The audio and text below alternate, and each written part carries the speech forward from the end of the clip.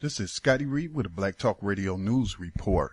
St. Louis prosecutor's spokesperson said it's unusual for office not to file charge in Michael Brown killing. The grand jury drama continues to play out in Ferguson, Missouri, as the deadline for the time it can meet expired last week, but has now been extended until January 17, 2015. The extension does not mean that it will take the grand jury until next year to issue or reject a criminal indictment in the case of Ferguson police officer Darren Wilson, who, according to several witnesses, gunned down an unarmed Michael Brown, who had surrendered with his hands up, empty, and in the air when he was fatally shot by Wilson.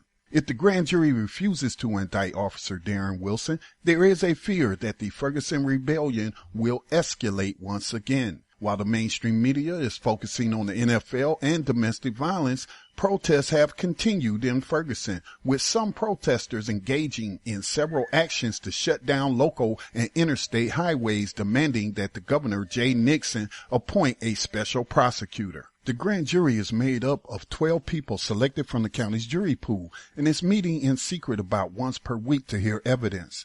Upon completion of the process, the grand jury will decide whether criminal charges are warranted and hand down an indictment against Officer Darren Wilson, who has been in hiding ever since the killing. It will take 9 votes to indict the killer cop, which, if obtained, would send the case to the courts to be tried publicly. The point of frustration among many protesters with St. Louis County prosecuting attorney Robert P. McCullough is that, among other things, he could have taken the case forward without a grand jury indictment by filing a complaint that would have first gone to a public preliminary hearing, whereas a judge would decide if, based on the merits, there would be a criminal trial. Ed McGee, the spokesperson for the prosecutor, confirmed on Monday that it is unusual that the prosecutor's office is not asking the grand jury to endorse a criminal charge already filed. This is Scotty Reed, Black Talk Radio News.